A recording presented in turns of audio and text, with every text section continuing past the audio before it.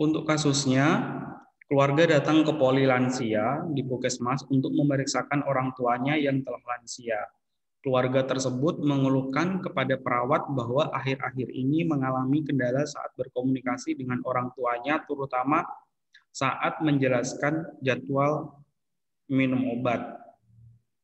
Nah, dari sini kita tahu bahwa si keluarga ini kebingungan ketika akan menjelaskan jadwal minum obat kepada lansia atau kepada orang tuanya yang sudah lansia. Pertanyaannya adalah, apakah perbedaan gaya komunikasi dengan lansia? Yang kedua, faktor apa sajakah yang memengaruhi komunikasi dengan lansia? Yang ketiga, apa saja yang harus diperhatikan saat berkomunikasi dengan lansia? Untuk pertanyaan yang pertama, apakah ada perbedaan gaya komunikasi dengan lansia? Ada yang bisa menjelaskan?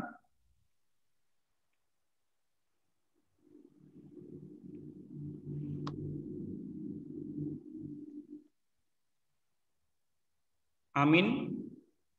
Apa Amin perbedaan yang terkait dengan komunikasi pada lansia?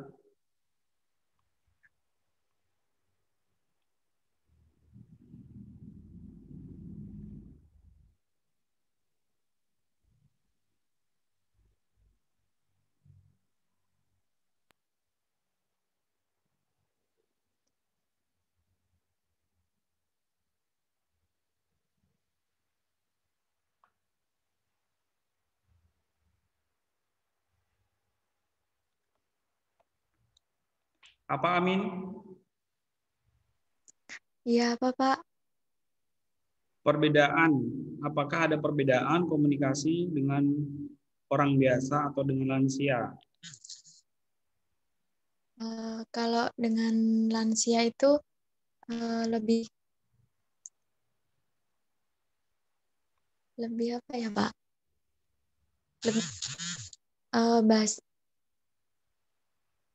Lebih nadanya itu lebih jelas Pak, lebih pelan gitu. Lebih pelan. Terus kemudian apa lagi? Ya, penjelasannya itu harus jelas gitu Pak. Ya harus jelas, itu berarti sudah masuk ke faktor yang memengaruhi komunikasi pada lansia, yaitu ketika kita berkomunikasi dengan lansia, kita harus menggunakan bahasa yang jelas, lugas, tepat, kemudian yang singkat, yang mudah dimengerti oleh lansia. Kemudian yang harus kita perhatikan ketika berkomunikasi dengan lansia, yaitu ketika kita sedang melakukan komunikasi, kita harus sebisa mungkin berhadapan atau berada di samping lansia. Kemudian jangan kita membelakangi lansia, kontak mata harus selalu dijaga.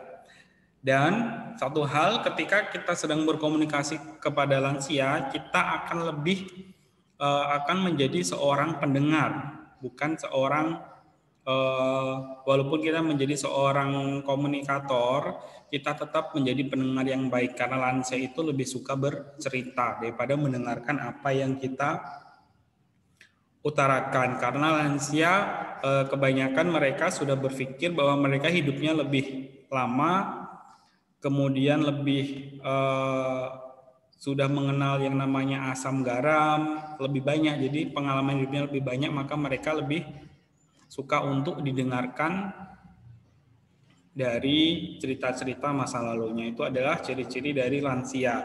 Jadi ketika ada orang yang suka menceritakan masa lalunya, itu berarti sudah menunjukkan ciri-ciri untuk menuju ke lansia. Kemudian tujuan dari praktikum ini yaitu nanti kalian dapat menjelaskan komunikasi terapeutik pada lansia. Kemudian mampu mendemonstrasikan cara dan prosedur komunikasi terapeutik dengan benar. Nih, komunikasi terapeutik menurut Damiati yaitu komunikasi yang dilakukan untuk sebuah terapi atau demi menyelesaikan asuhan keperawatan atau asuhan apapun untuk kesembuhan si klien atau pasien kita.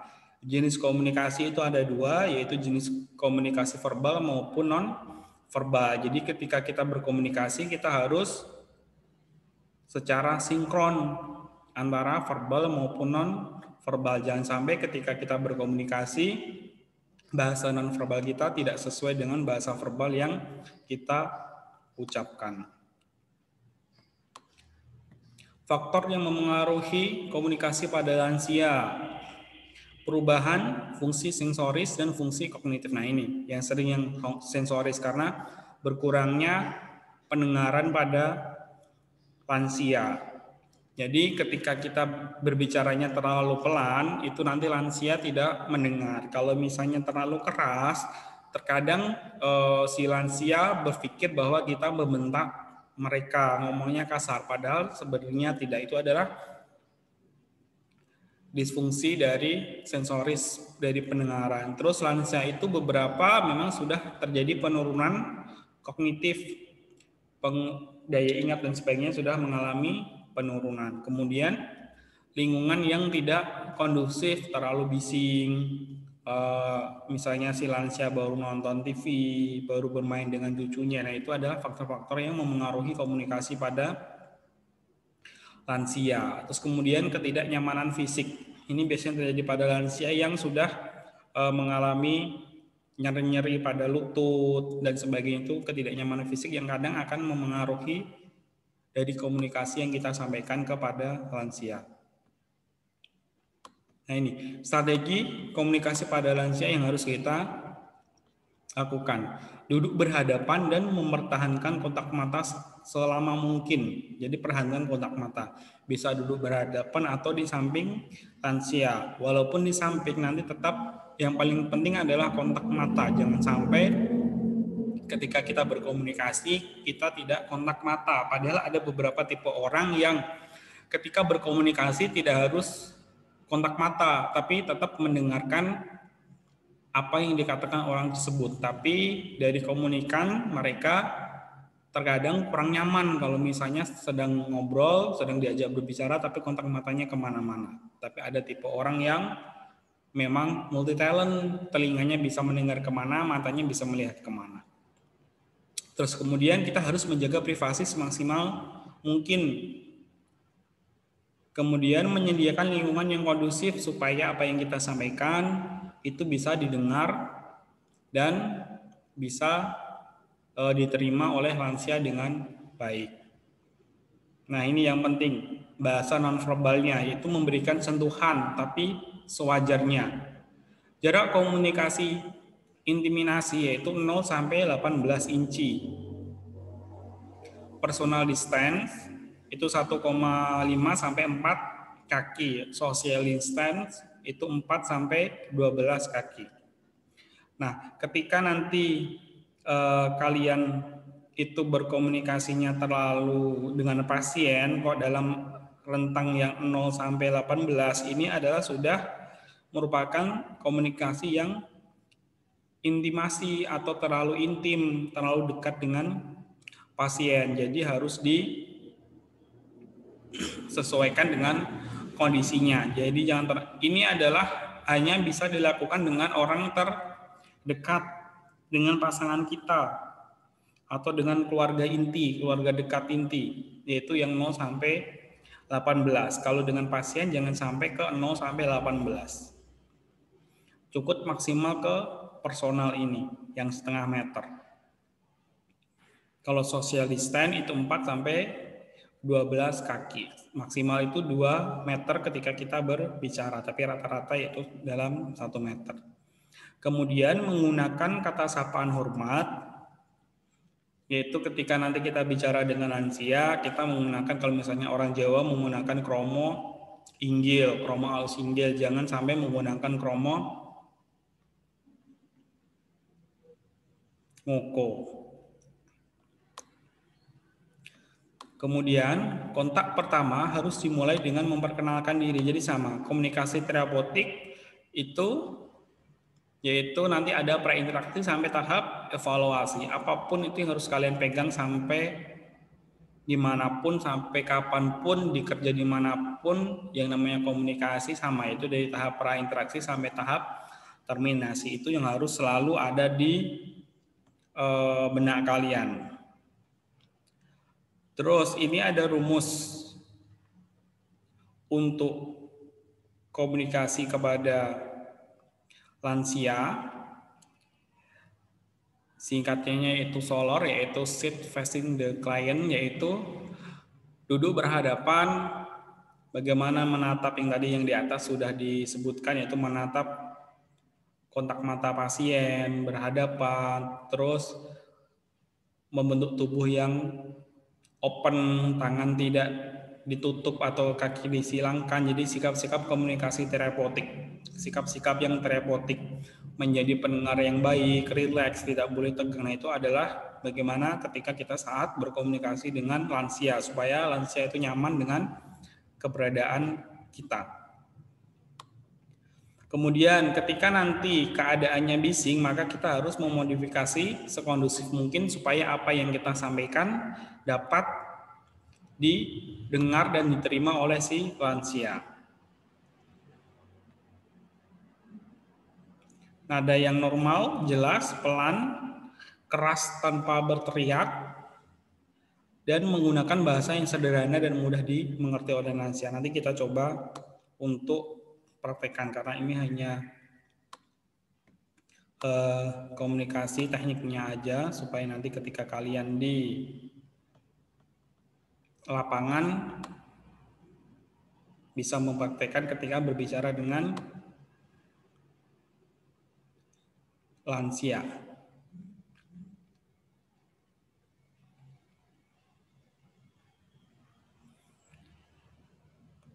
Untuk kasusnya yang tadi di atas, bahwa ada keluarga yang mengeluh kepada perawat bahwa akhir-akhir ini mengalami kendala saat berkomunikasi dengan orang tuanya, terutama saat menjelaskan jadwal minum obat. Jadi ada keluarga dengan lansia datang ke poli lansia di Puskesmas. Berarti kalian menjadi perawat Puskesmas. Berarti nanti kalian yang pertama menjelaskan ke keluarga bagaimana cara berkomunikasi dengan lansia, kemudian baru berkomunikasi dengan lansia. Berarti ketika kalian menjelaskan bagaimana cara komunikasi dengan lansia, berarti kalian menjelaskan yang tadi. Apa yang harus dilakukan seorang keluarga ketika ingin menjelaskan minum obat kepada si lansia itu, yaitu menyesuaikan nada, kemudian harus menjaga lingkungan yang kondusif, menyampaikan dengan pelan. Kalau memang lansianya tidak bisa baca tulis, berarti obatnya disiapkan oleh keluarga dan memanggil pasien atau memberikan obat ke pasien pada jam saat si pasien itu minum obat. Sekarang semua videonya dihidupkan, kita langsung praktik terkait komunikasi kepada lansia. Yang minggu kemarin yang sudah saya beri tugas yaitu Ambar dan Isma, yang belajar bagaimana berkomunikasi dengan lansia yang satu tempat.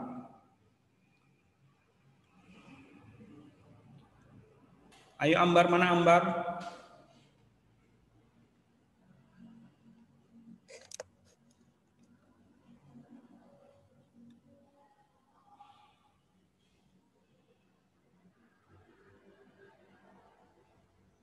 Ambar sama Isma.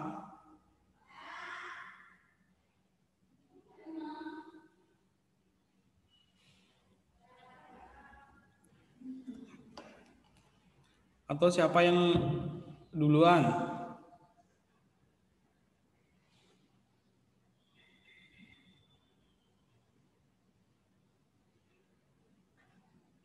Filia.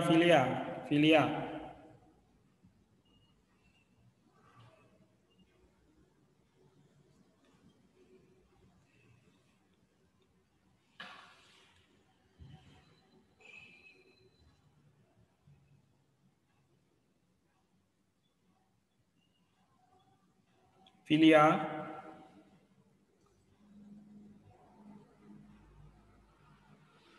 Iya, Pak. Ayo Filia sama Asri. Asri jadi keluarganya. Asri yang jadi perawat aja, Pak. Filia dulu nanti gantian.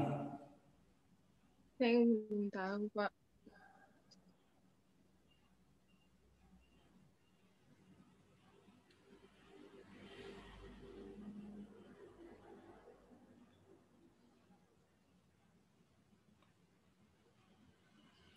Asri.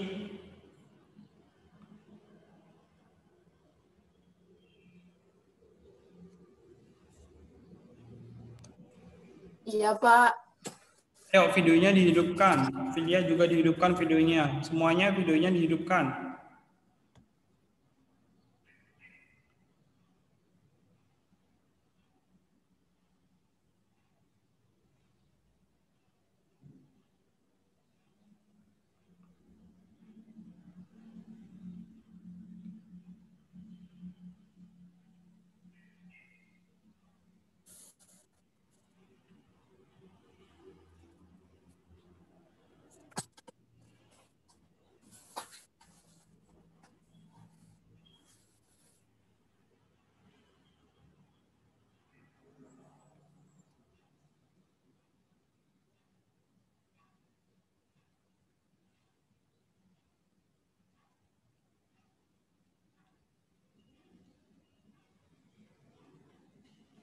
Ayo Filia sama Asri.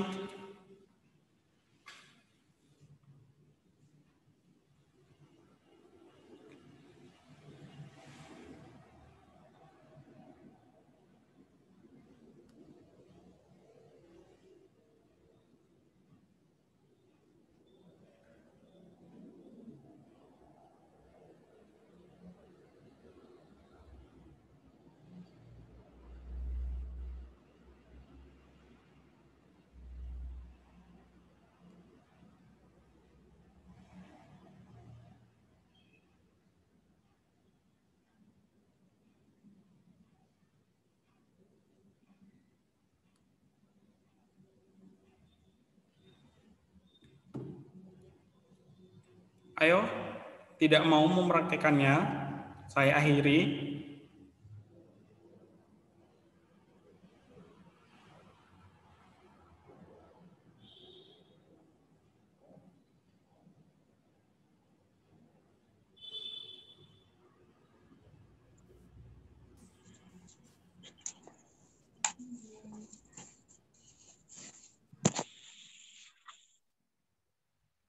Hai Zainuddin, jadi perawatnya sama Siti Nurjana. Dicontohin dulu Pak, nanti saya yang akan jadi perawat Pak. Saya kurang paham Pak. Dicontohin dulu sama Bapak dulu.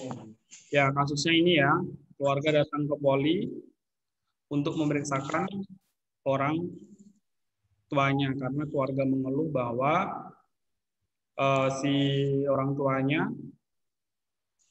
susah untuk menjelaskan minum obat.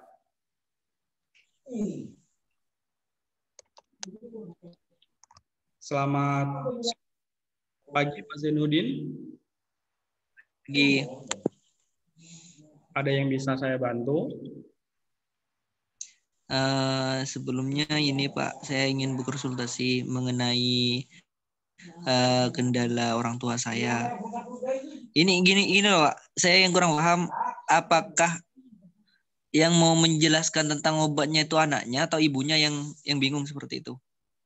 Nah, yang untuk menjelaskan adalah nanti anaknya. Kan lansia adalah kliennya. Kan gini, si lansia itu datang ke poli dengan anaknya. Kemudian anaknya itu merasa susah untuk menjelaskan minum obat ke lansianya ketika di rumah. Berarti kan ada salah bagaimana cara menyampaikannya ke orang tua. Mungkin bahasanya terlalu pelan dan sebagainya. Tugas kita adalah nanti kita menjelaskan bagaimana teknik berkomunikasi kepada lansia. Oh iya Pak, ya Pak. Ya. Jadi kita menjelaskan ke anaknya terlebih dahulu bagaimana berkomunikasi dengan lansia supaya bisa menerima informasi yang kita berikan. Iya, Pak. Gini loh, Pak. Saya ingin mengonsultasi mengenai komunikasi saya dengan orang tua saya. Nah, orang tua saya ini tidak paham ketika saya jelaskan tentang tata cara minum obat teratur seperti itu. Bagaimana cara untuk berkomunikasi dengan orang tua saya supaya orang tua saya mengerti, Pak? Ya, Pak Zainuddin, boleh saya bertanya terlebih dahulu sebelum kita membahas itu bagaimana berkomunikasi dengan Bapak atau Ibu Pak Zainuddin di rumah. Kalau boleh saya tahu bagaimana cara Bapak menyampaikannya ke orang tua? Saya menyampaikan bahwasanya ketika orang tua saya itu waktunya udah tepat untuk minum obat, saya sampaikan bahwasanya ini loh Bu yang harus diminum untuk ibu, seperti itu loh Pak yang saya sampaikan. Tapi terkadang orang tua saya itu tidak paham seperti itu Pak. Ya, baik. Saya boleh tanya lagi, ketika menyampaikannya, apakah posisinya sudah sama-sama duduk atau Pak Zainuddinnya sambil berdiri, orang tuanya sambil tidur gitu? Kadang ya saya sambil duduk, Pak. Kadang sambil berdiri. Nah, memang kita tahu bahwa untuk lansia itu kan ada pengurangan pendengaran, kemudian pengurangan daya tangkap. Nah, untuk orang tua dari Pak Zainuddin sendiri, apakah pendengarannya masih normal atau memang sudah berkurang karena faktor usianya? Kalau pendengaran normal, Pak. Alhamdulillah kalau masih normal. Karena kebanyakan ketika orang berumur lansia, kebanyakan pendengarannya sudah berkurang. Nah, itu yang akan mengakibatkan terjadinya miskomunikasi. Ketika kita bilangnya terlalu pelan, nanti orang tua kita tidak mendengar, terlalu keras nanti dikira kita marah kepada mereka. Nah, itu karena ini kasusnya adalah orang tua dari Pak Zainuddin itu pendengarannya masih normal, ini sangat bisa membantu bagaimana nanti Bapak ketika menyampaikannya. Caranya yaitu Bapak bisa ketika orang tuanya sedang duduk, Bapak juga duduk di sampingnya atau di depannya. Kemudian jelaskan keadaan si ibunya, bahwa ibu saat ini darah tingginya baru naik, jadi harus minum obat 2 kali sehari supaya darahnya normal. Jadi tidak perlu menjelaskannya terlalu detail. Cukup nanti Bu, nanti jam habis sarapan sama habis makan malam nanti ada minum obat.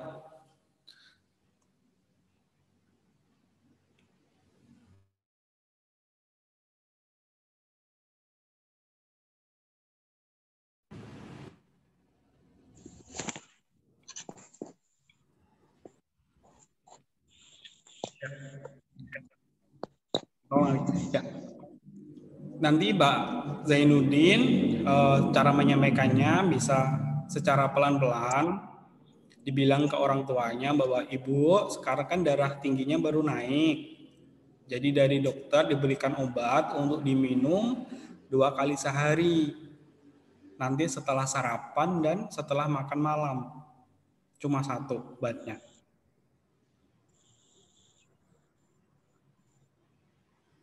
Kemudian ketika menyampaikannya, ketika ibunya sedang duduk, berarti Pak Zainuddin juga harus duduk. Diusahakan di depan ibunya. Kalau memang tidak memungkinkan bisa di sampingnya. Bisa juga sambil dipegang tangannya. Biar merasakan rasa kasih sayang dari Pak Zainuddin. Karena lansia itu butuh diperhatikan lebih. Gitu, Pak. Ada yang tanyakan lagi? Ketika saya itu memberikan obat, Pak, memang untuk hari ini diminum, tapi nanti sorenya itu kadang lupa gitu loh, Pak. Harus diingatkan kembali. Seperti itu. Nah, kalau memang ada kendala si lansianya itu lupa, itu kan memang sudah kita tahu bahwa lansia itu memang penurunan kognitif Salah satunya itu pengurangan daya ingat. Jadi untuk waktu obat, kita selaku menjadi anaknya memang harus selalu mengingatkan. Caranya nanti ketika nanti habis sarapan langsung kita berikan obatnya. Setelah makan langsung diminum. Termasuk yang waktu yang sore yang habis untuk makan malam itu langsung kita berikan obat. Nanti lama-kelamaan si lansia akan terbiasa untuk meminum obatnya sendiri. Jadi harus diingatkan kembali ya Pak? Iya, memang harus diingatkan. Soalnya kan lansia memang sudah terjadi penurunan daya ingat. Memang harus kita sebagai anaknya yang harus mengingatkan dan melihat dosisnya. Terkadang lansia juga salah dosis. Obat yang A seharusnya separuh, dia minumnya 1, ya bungkus apa, nanti dia malah minumnya separuh gitu. Jadi kalau misalnya obatnya banyak, jadi kita harus siapkan. Biar dosisnya sesuai. Kadang lupa loh Pak, kadang ketika sudah dikasih obat, terus nanti sorenya mau dikasih obat lagi, kadang bilangnya sudah gitu loh Pak. Nah, kalau misalnya bilangnya sudah, itu nanti ada caranya juga Pak. Nanti sebelum waktu makan malam, obatnya sudah disiapkan di sampingnya ibu, di mejanya, di samping Iya. ibunya. Nah, dari situ kan kelihatan bahwa obatnya itu sudah diminum atau belum. Ketika nanti ibunya bilang sudah diminum, tinggal dibilang, Ibu, ini obatnya masih di sini, obatnya sudah saya siapkan tadi. Itu sebagai pengingat si orang tua. Dan Iya sebagai, Pak ya. ya, dan sebagai bukti bahwa memang obatnya belum diminum. Tapi ngasihnya adalah sebelum waktu makan malam. Misalnya makan malamnya jam 7, kira-kira jam 7 kurang 5 menit gitu, obatnya ditaruh di dekat tempat tidur. Di dekatnya si ibu. Iya Pak ya. Kan kadang memang orang tua kan banyak alasan. Merasa sehat, merasa apa, tidak mau main obat, pura-pura sudah minum atau lupa gitu kan. Kalau misalnya obatnya kok sudah diminum, nah setidaknya kan 5 menit setelah minum obat, si ibu langsung makan. Jadi perutnya tidak kosong. Gitu. Iya Pak ya. Ya terima kasih Pak. Bisa diulang bagaimana cara berkomunikasi atau menyampaikannya kepada orang tuanya nanti? Insya Allah bisa Pak. Coba Pak Zaidun praktekkan dulu. Mau dipraktikkan ya Pak ya. Ibu, ini obatnya diminum. Ini diminum sehari 2 kali. Nah untuk diminumnya itu sesudah makan seperti itu. Nanti saya harus berhadapan dengan orang tua saya. Kalau duduk sambil duduk juga seperti itu loh Pak. Berhadapnya dengan kalau tidak memungkinkan dengan di sampingnya juga tidak apa-apa seperti itu. Ya, nanti lebih detail lagi ya Pak ya. Habis makannya itu kapan? Kan kalau makan kan 3 kali sehari nih, pagi, siang, sama malam.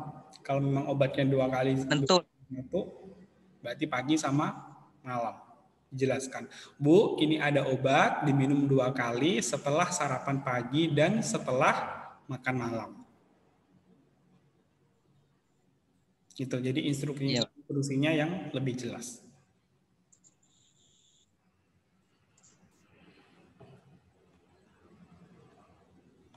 Ada lagi yang ditanyakan?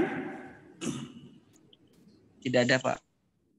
Ya, kalau tidak ada, saya akhiri. Nanti Pak Zainuddin bisa ke apotek untuk mengambil obat hipertensinya Ibu, karena ini untuk jatahnya sudah mengambil obatnya. Oh bayar di sana ya Pak? Tidak usah Pak, kan karena ini tercover di BPJS, jadi tidak usah bayar. Oh iya Pak, terima kasih Pak. Ya, ayo dicoba Amin sama Nisa.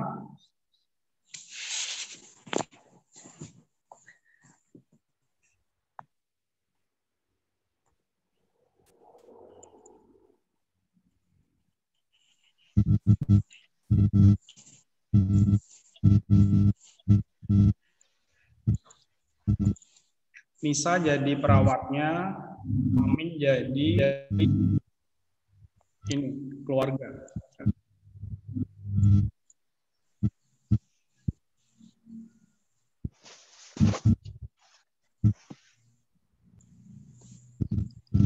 Langsung Pak. Ya,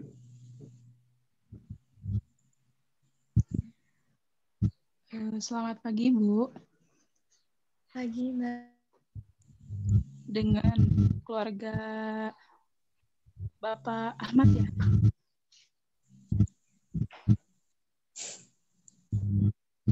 Amin.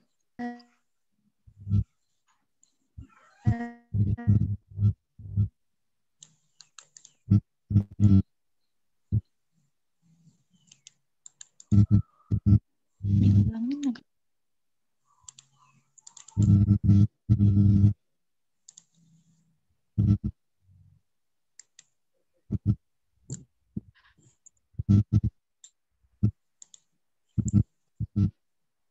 Selamat pagi Bu, dengan keluarga Bapak Ahmad ya? Iya, selamat pagi, Mbak. Iya, Iya, benar, Mbak. saya bantu Bu.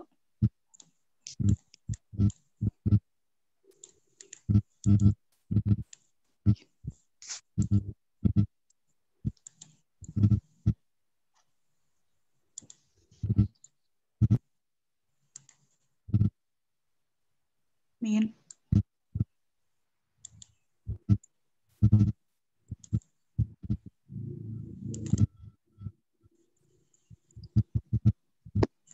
Iya, Mbak.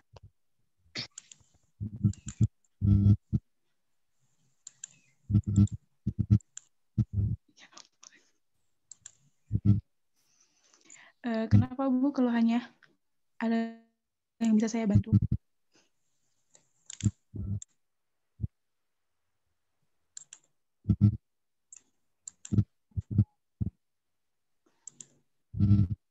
Suara aku ada nggak, Min? Iya, iya, ada tenis.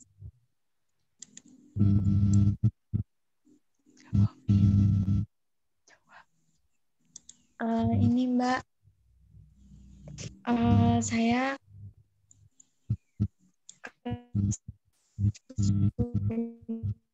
kesulitan memberitahu orang.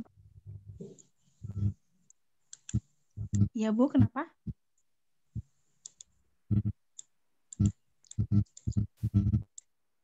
Orang tua saya itu susah untuk minum obat, terus susah untuk makan, Mbak. Oh iya. Berarti Ibu kesulitan dalam memberikan obat atau lansianya yang lupa minum obat, Bu? Lansianya sering lupa minum obat, Mbak.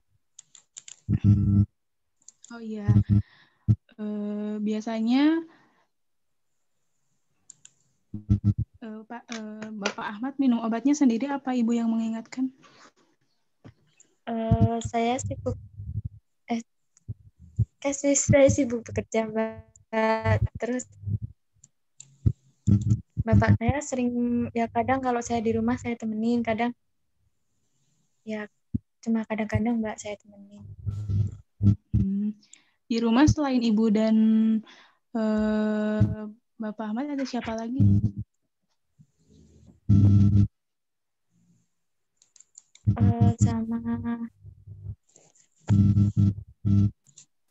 Sama kakak saya, Mbak. Tapi kakak saya juga terkadang tidak ada di rumah.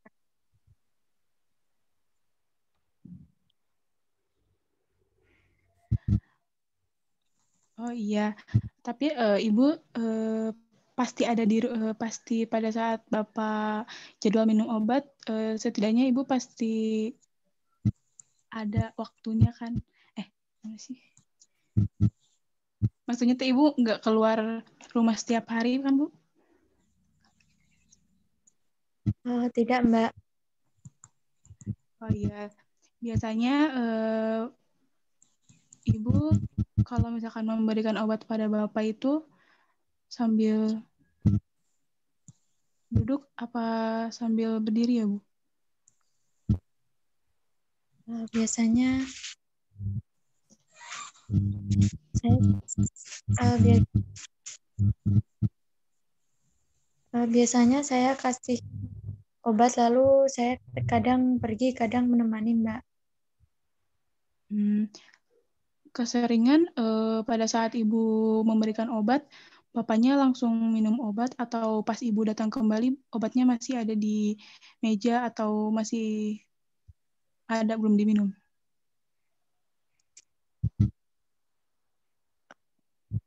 Kadang belum diminum Mbak. Terus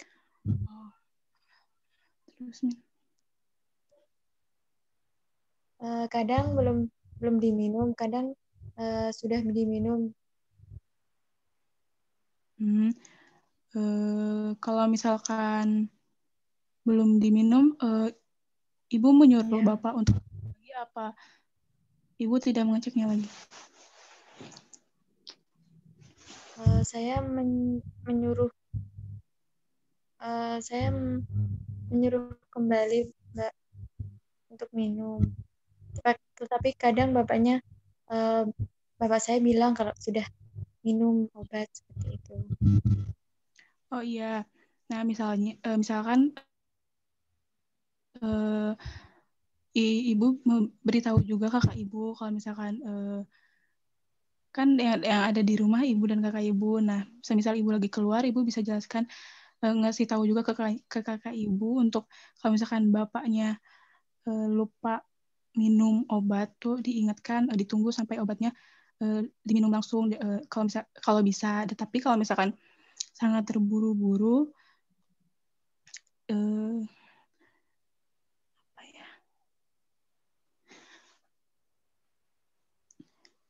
perintahkan bapaknya untuk meminum obatnya sesuai jadwal. Itu ya, Bu ya? Ya, Mbak.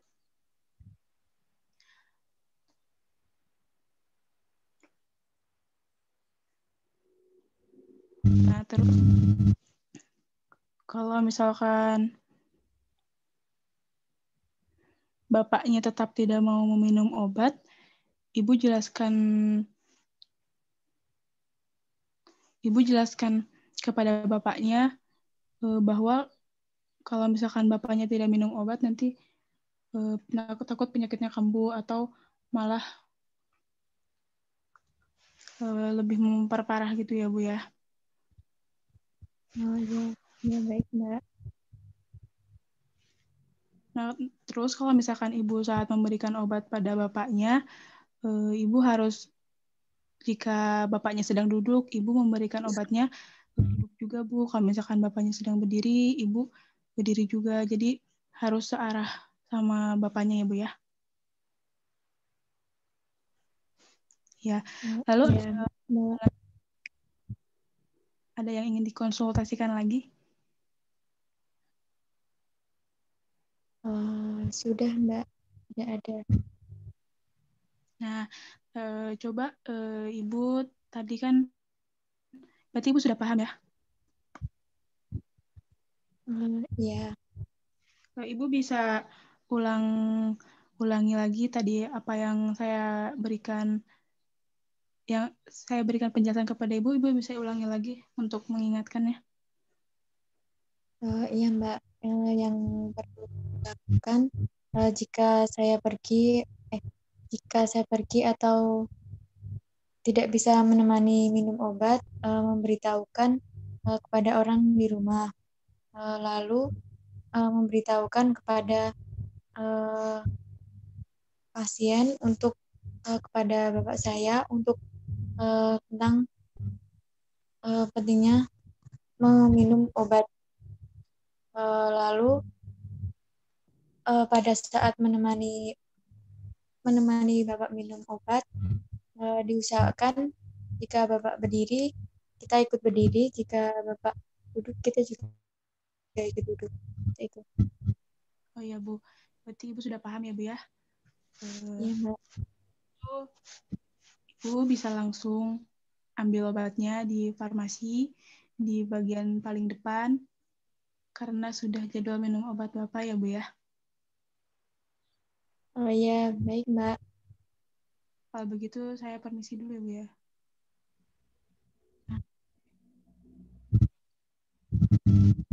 Ya sudah, untuk cara penyampaiannya ke klien sudah bagus, tinggal nanti bagaimana selanjutnya itu praktek dari si anak berbicara ke orang tuanya itu seperti apa. Ambar sama Isma, Ambar.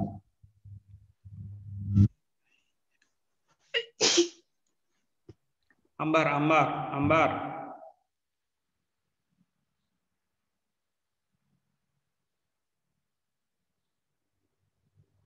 Ayo Ambar.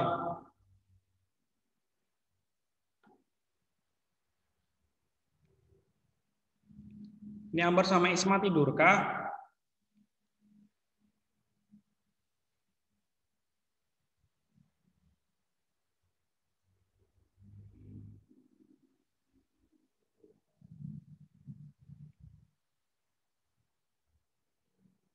Ayo Fahman. Fahman dengan Siti Nurjannah. Pak, maaf Pak, saya belum tahu alur ceritanya Pak. Tadi soalnya jaringan jelek. Kalau ceritanya adalah yang sekarang dirimu berkomunikasi dengan orang tuamu yang lansia untuk menjelaskan terkait minum obatnya, obat darah tingginya seperti apa. Teknik komunikasinya yaitu ketika kita kepada lansia, nadanya tidak terlalu kasar atau terlalu keras, tidak terlalu lembut. Kemudian berhadapan, kalau bisa sejajar. Kalau memang tidak bisa di depan kita bisa duduk di sampingnya. Dan bahasa nonverbalnya kita bisa memegang tangan si lansia. Supaya lansia bisa merasakan kasih sayang yang kita berikan, plus informasi yang kita berikan bisa sampai. Gitu. Jadi nanti dirimu menjelaskan bagaimana minum obat 2 kali sehari setelah sarapan dan makan malam kepada lansia. Ayo Siti Nurjana. Gimana Pak? Tadi putus-putus Pak. Jadi saya ingatkan ke Bapak saya kembali gitu. Menjelaskan bagaimana minum obat 2 kali sehari, pagi dan malam.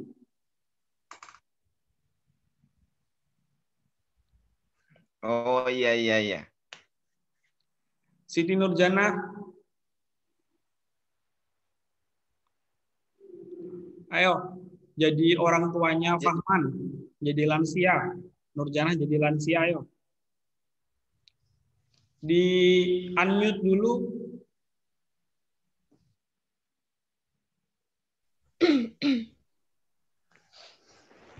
Ayo Siti. Di unmute, masih di mute nih punyamu. Kok jadi bingung aku ya? Tidak usah bingung, bayangkan dirimu baru ngobrol dengan lansia.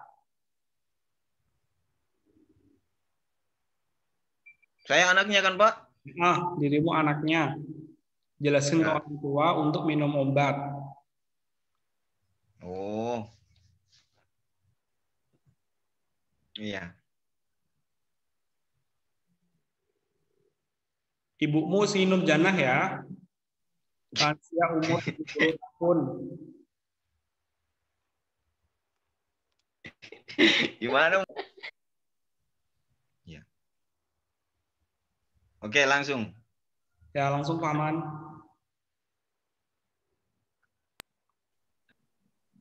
Ya.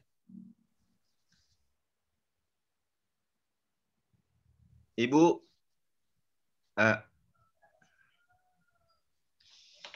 baik Ibu, di sini saya akan menjelaskan kembali kepada Ibu. Jadi terkait saran dokter atau perawat yang telah disampaikan tadi mengenai cara meminum obatnya. Jadi nanti Ibu meminum obatnya 2 kali sehari. Nah, itu setelah sarapan. Ya, Ibu, bisa diingat? Iya kan, Pak? Sepertinya Ibu Nurjanah ini ada penurunan sensori pendengaran. Jadi bagaimana cara menyampaikannya?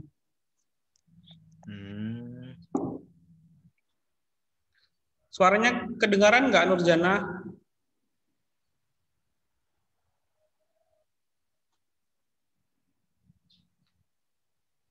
Nggak kedengeran suaranya, Pak. Iya, berasa baru nonton ini penerjemah berita yang bagian bawah, Nur. Mbak Nurjana suaranya nggak kedengeran. Ayo udah, berarti anggap saja ini orang tuanya tidak bisa berbicara dan tuli. Bagaimana dirimu menyampaikannya ke orang tuamu?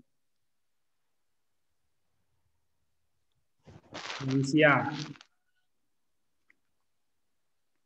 Wah, kalau itu kayaknya harus pakai ini ya, Pak. Apa? Berarti pakai bahasa nonverbal. Gerakan itu loh. Ya. Alamak. Kan gimana ya? Paman. Lansiamu nggak bisa berbicara ini.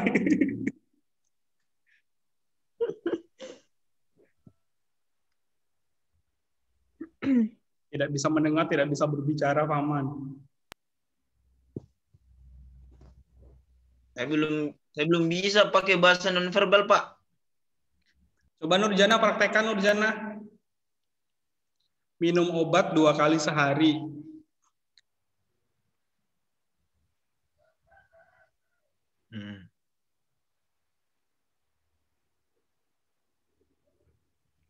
Nah, udah kurang lebihnya seperti itu. Iya, Pak. Yang satunya berarti setelah sarapan, satunya setelah makan malam, berarti sebelum tidur.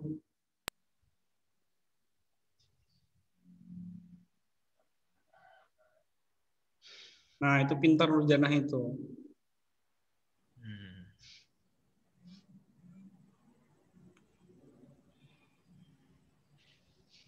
Kok Faman ya jadi lansianya cuma Udah tuh sama Feni tuh, Feni. Makasih ya Nurjanah. Saya sudah paham. Walaupun tidak ada suaranya, bahasa nonverbal untuk penyampaiannya sudah bagus. Ayo Fen, jadi lansianya Fen. Ya, Pak. Jangan tidur. Ayo Faman. Enggak, Pak. Ini ibunya tetap tuli atau agak kurang pendengaran. Oh. Oke. Bentar, Pak. Yalah. Kayak tetap. Sabar Pak. Ini baru mau pakai kerudung itu.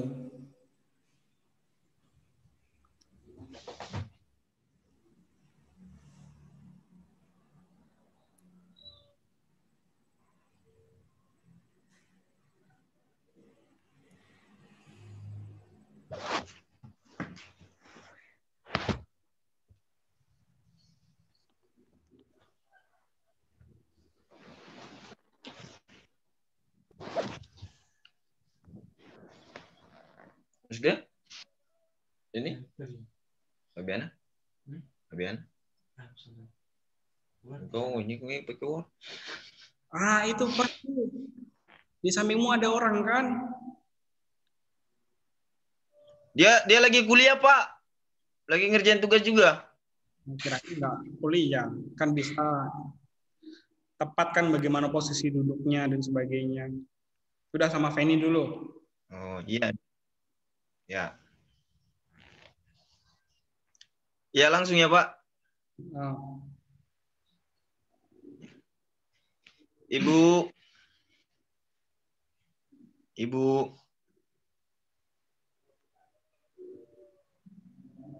Ibu bisa dengar apa yang saya omongin, Ibu? Bisa. Ya, baik, Ibu. Saya mau mengingatkan kembali kepada Ibu terkait saran anjuran dari dokter atau perawat terkait bagaimana nanti Ibu meminum obatnya. Dengar, Ibu? Dengar. Ya. Jadi tadi yang dianjurkan oleh dokter itu nanti Ibu minum obatnya itu 2 kali sehari sesudah makan. Jadi nanti Ibu minumnya seperti itu, makan dulu baru diminum. Bisa didengar, Ibu? Bisa. Oh ya. Coba Ibu bisa ulang kembali apa yang tadi saya omongin. Nanti minum obatnya 2 kali 2 kali sehari. Itu Ya. minumnya di saat sesudah makan dan sebelum tidur. Ya, baik, Ibu. Ya, benar. Begitu kan, Pak? Pertanyaannya adalah, apakah dirimu kalau ngobrol ke orang tuamu seperti itu, Pak Man?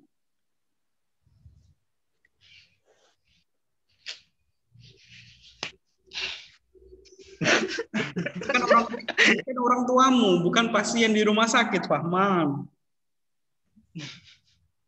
Kalau enggak kepada simbahmu, nenekmu lah.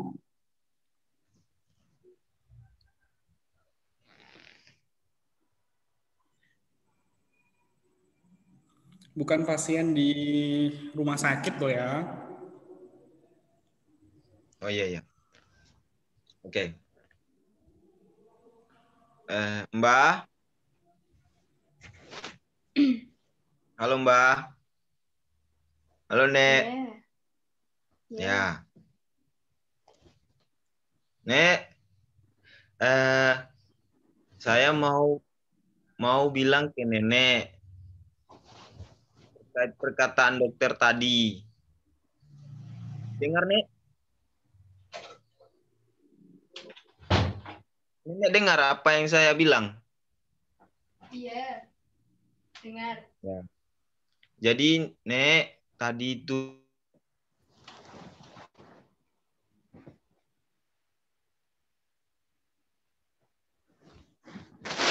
sehari.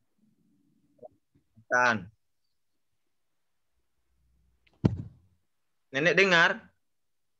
Ya, dengar. Ya. Coba Nenek bisa ulang apa yang tadi saya bilang? Yang mana?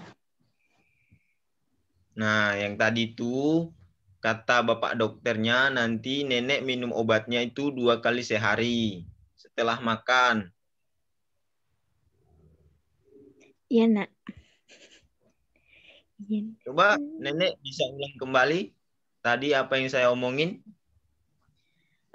Nanti minum obatnya 2 kali sehari setelah makan. Ya. Ada yang kurang ya, Pak? Udah. Jadi memang agak susah kalau misalnya kita tidak langsung praktek langsung ada orang di depan kita ya. Jadi untuk yang lain nanti bisa mencoba dengan keluarganya masing-masing. Kemudian kita masih punya 1 kali pertemuan yaitu terkait dengan EFT. Jadi kalian hafalkan dulu titik-titik dari EFT. Nanti hari Kamis ya. Kamis kita praktikum yang EFT. Kamis pukul 10. Biar kalian sudah bangun semuanya. Atau pukul 8 juga nggak masalah. Tinggal pilih kalian mau pukul 8 atau pukul 10 terserah. Ya, mana tuh? Ya, nanti konfirmasi ke saya. Dipraktekkan bagaimana cara komunikasi dengan lansia, yaitu kita harus selalu kontak mata dengan lansia, harus menjadi pendengar yang baik, kemudian postur tubuh harus yang buka. Kemudian mempertahankan kontak mata. Sampai sini ada yang ditanyakan?